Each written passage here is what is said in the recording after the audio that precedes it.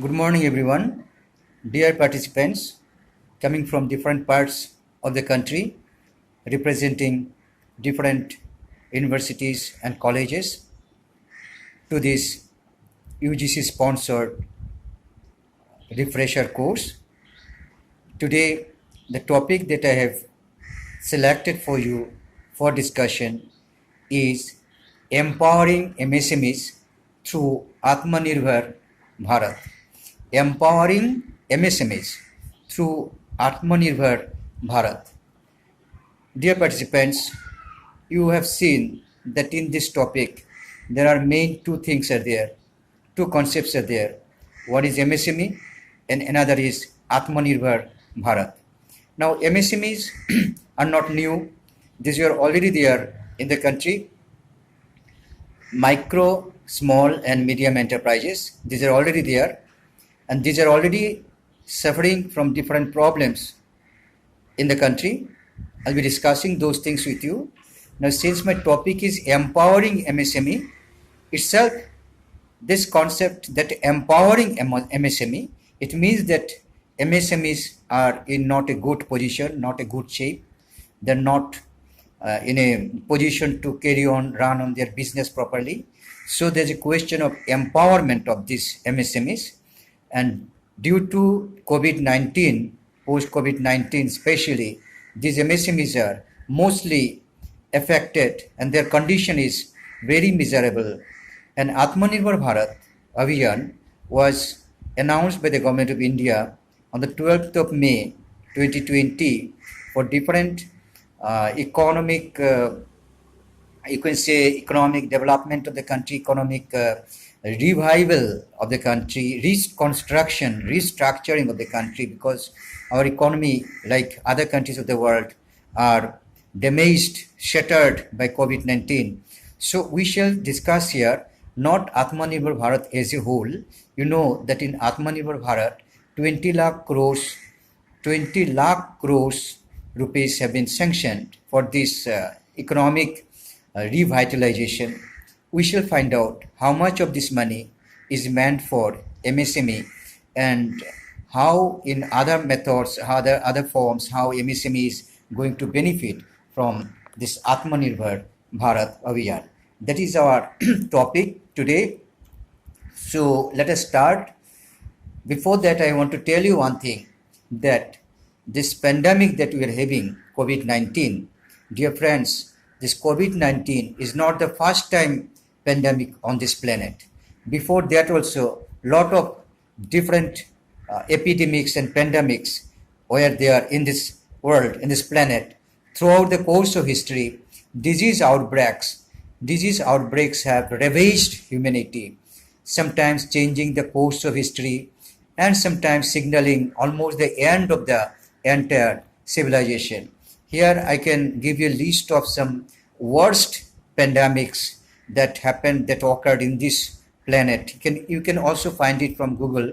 See, the first in the history, pandemic, which was 3000 years BC, is a prehistoric pandemic that occurred in China.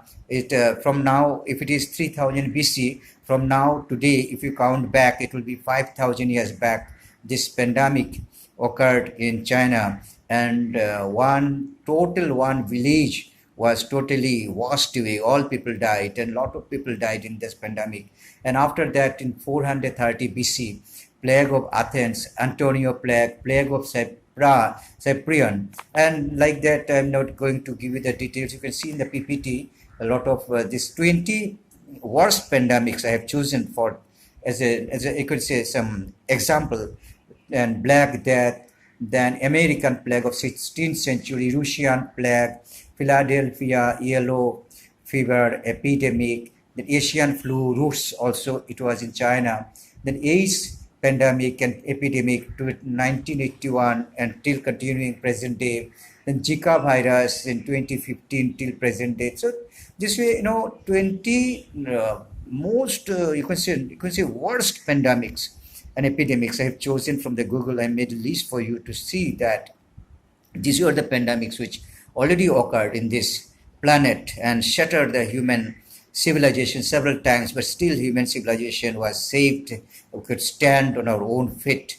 And after this, today we are facing with COVID-19, coronavirus. And this coronavirus will, I don't know when the vaccine will be coming, but for the time being, at present, we have to take it that we have to go by, we have to live with coronavirus. And this is a new normal. You can say it's a new normal. We have to maintain our distance. We have to keep social distancing and all the things. But dear friends, one thing I want to tell you that in every negativity, there is a positivity. In every challenge, there is an opportunity. Similarly, in COVID-19, let me play with you the word COVID, COVID, COVID. You don't think it's a joke. It may look like a joke, but I'm just planning and I'm only playing this word, and there you will find some positivities there. I'm just finding it. Say COVID, COVID. Okay, COVID. It's a coronavirus. This COVID is not only torturer; it's a teacher also. It has taught us many things. So COVID. Let me play with the word. Let's see. C stand for connect. C for connect. O for over the. V for virtually established. I for infrastructure. 2 and D for do your work. So if we put these meanings which I have put against every letter of the word COVID, you can say connect over the virtually established infrastructure to do your work. I'm trying to find some positivity from this most negative word of this present century. Dear friends, actually the true of any nation is that the most economic truth of any nation, you'll see that the economic development does not depend totally on mega industries, doesn't depend on multinational organizations only. Dear participants, the economic development of any nation depends very much on the small industries also, on the MSMEs also. Regarding India, Indian economy is mostly dependent on agriculture and related industries. In fact, MSME is the heartbeat of India. You can say MSME is the heartbeat of India. It is mixed and engraved in the culture of different cultural groups, different cultural segments of the country. Like I'm telling you some culture and how culture and industry is connected. See, we are having handicraft culture, we are having bamboo culture, we are having weaving culture, muga culture, bell metal culture. See, I'm telling you about weaving culture in Assam because I am from Assam. In Assam, in history, in the classical history, some stories there, something written is there that if an Assamese girl doesn't know how to weave, then she won't get married. So these things are there. So what does it mean? This weaving is business. Weaving is something commercial, and marriage and culture and other things are the cultural part, and these things are combined.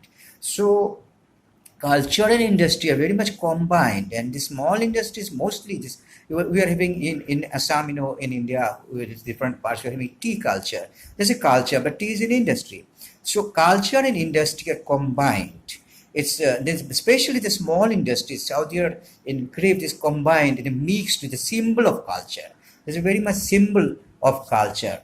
Dear participants, regarding India, you all know that India possesses abundant natural resources and diverse cultural variations.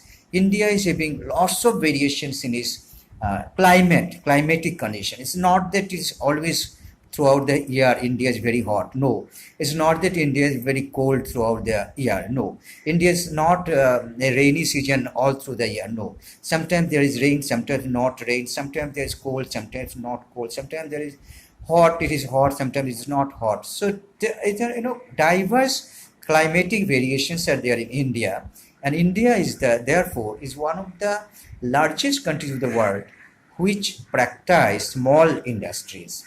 India is one of the largest countries of the world. Now, regarding MSME, the Ministry of MSME, Government of India, the one motto is written there that our small hands to make you large. It's written in the MSME ministry in the documents. Our small hands to make you large. You understand what is the meaning of it. And one more thing, small is always beautiful. Small is always beautiful. Dear friends, in India, the MSME total, if you want to know how many MSMEs are there, you can say total MSMEs are 633.88 lakhs. But it's a bit old statistics some years back. And out of these 633 MSMEs, 630 belong to micro category. And if you calculate the percentage between 630 out of 633, you'll find 99.9%. So you can say that 99.5% of the MSMEs of India are in the sector of micro, and there are other two, small and medium. These are 0.5% only. So now we can understand how important the small industries are there for our country.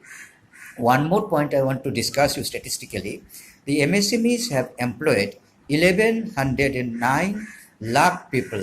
That means 11 crores, you can say, 11.9 lakh people. And if you now divide 1109 divided by 633, you will get it almost 2. That means one MSME on an average employs about 2 employees. So you can see that how small these MSMEs are.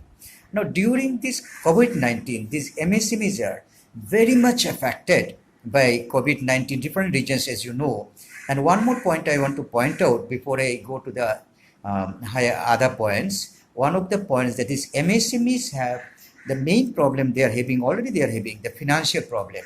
The total credit needs of the MSMEs in India is 36.7 trillion rupees. 36.7 trillion rupees. And this money coming from SCB, states cooperative banks, then NBFCs and other banks, this totally supply coming from these sectors is only 10.9 crores, 10.9 trillion. So now you see there is a potential addressable credit gap of 25.8 trillion. Still this is a gap. So already MSMEs are suffering from financial crisis, and now during COVID-19 there's a huge problem with MSMEs in different sectors. There's you can take the case of finance, you can take the case of lockdown and those migrant laborers, they come home. Even if the MSME start, then how can they get the laborers, point number one. And another thing, suppose they manage to get the laborers and they produce some goods, how will they sell them? Where will they sell them? These are the points in MSMEs. So these are the points coming in MSMEs. One more point I am to discuss with you, that the MSMEs, 60% of the MSMEs are concentrated only in 7 states.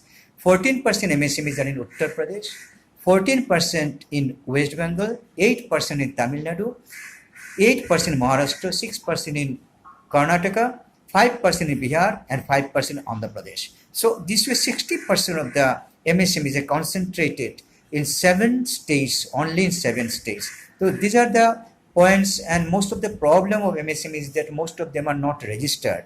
And if MSMEs are not registered, then government also cannot help them. In no way they are registered. And due to non-registration, one side is good that they're very small, they are not registered, they don't have to do any formalities, they don't have to make accounts, they can bring down the cost. These things are okay. But then bad thing is that government cannot help them.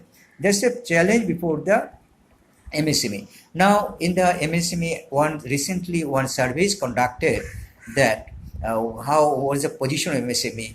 Only regarding small and medium industries, only 7% of the industries have said that they can survive for another 3 months without this business, and during this lockdown only 3 months, because cash flow is not there, production is not there, sale is not there. So only 3 months 7% can survive. And what about the 93% of the rest of the industries? Their participants, the rest of the 93%, there is no possibility of survival. So there is always a problem of MSMEs of being extinct. The big hurdle to restarting is again the lack of laborers. RBI also tried to help the MSMEs, but since they are not registered, they cannot be helped by the RBI or by the government. The anatomy of the MSME is such vulnerable that they're very much vulnerable. I told you, very small, so they're very much vulnerable to economic stress. So these are the points, and when you say MSME, these are divided into two groups. One is manufacturing, other is service enterprises. And in the Atmanirbhar Bharat, the MSME definition is also changed. I'll be telling you in the next class, I'll be sharing with you, even the MSME definition has been changed, and now one group is there only, manufacturing and service enterprises are put in only one group. Definitions are different definitions are there, but these definitions are ultimately changed, and this is why these definitions are changed, because the government wants to help them. And how it is changed? Earlier, MSME was determined or identified by the investment in plant and machinery, but it has been now included turnover also. So turnover also has been included, and the upper limit is raised. And when upper limit is raised, so what is the, I'm just telling you the latest definition, which is in force from 1st of July. The circular came from MSME, Ministry of MSME on 1st June, and ultimately it will be effective from 1st July. 1st July it is effective. So if the investment is less than 1 crore in plant and machinery, and if the annual turnover is less than 5 crore, it will be treated as micro. Okay, this will be treated as micro. Less than 1 crore investment and less than 5 crore annual turnover, it will be treated as micro. And if the investment is less than 10 crore and annual turnover is less than 50 crore, it will be treated as small. Okay, micro, small. And if the investment is less than 50 crores and if the annual turnover is less than 250 crores, then it will be determined as medium. So you have got the latest definition of micro, small and medium industries. Means total 3 parts of the MSMEs. This is the latest definition, and earlier the definitions are different. I'm not discussing now. I'll be discussing some other chance. Earlier these definitions were much below. Ceiling was low, and it has been put up. Why it is done? So when Finance Minister Nirmala Sitharaman was asked about, she said that out of fear. What is fear? Fear of the industries. MSMEs had in mind some hidden fear that if we grow beyond a particular limit, then we shall not get the benefit of MSME. So this way MSMEs are not trying to grow. So now the definition itself is changed in such a way that there is no problem in growing. If they grow, then also they will get the benefits. So for this reason only, these definitions are changed. Now in Atmanirbhar Bharat, what is done in Atmanirbhar Bharat? Actually, dear friends, one thing I can share with you, in 127 years back, this concept was developed by one Indian monk, Swami Vivekananda. He went to America and he visited University of Michigan in 1893, you know it. And there he said one thing to a group of journalists there. He said that this is the century right now, this is your century, but 21st century will be India's century. So this was announced by Swami Vivekananda 127 years back. And today the same thing has happened, dear friends, that we are now in 21st century, and we expect that 21st century will give us a lot of opportunities to develop in all respects, and that's why we have to depend on ourselves. That is Atmanirbhar, and that's why in that name Atmanirbhar Bharat means self-reliant India. That concept has been developed, and that Abhijan has been introduced in India on 12th of May 2020 to fight with the coronavirus disruptions, economic disruptions, and a major portion of the Atmanirbhar Bharat goes to MSMEs. And one thing, just last I want to tell you, how can India develop if each and every Indian does not develop himself or herself? So the message is that each and every Indian, each of us should be self-dependent, should develop ourselves, should try to improve ourselves. Only then the whole country will be improved. Only then the whole country will be Atmanirbhar means self-reliant. So thank you, dear friends. Thank you. Thank you very much. Stay well, stay safe, and stay fit always. Thank you very much.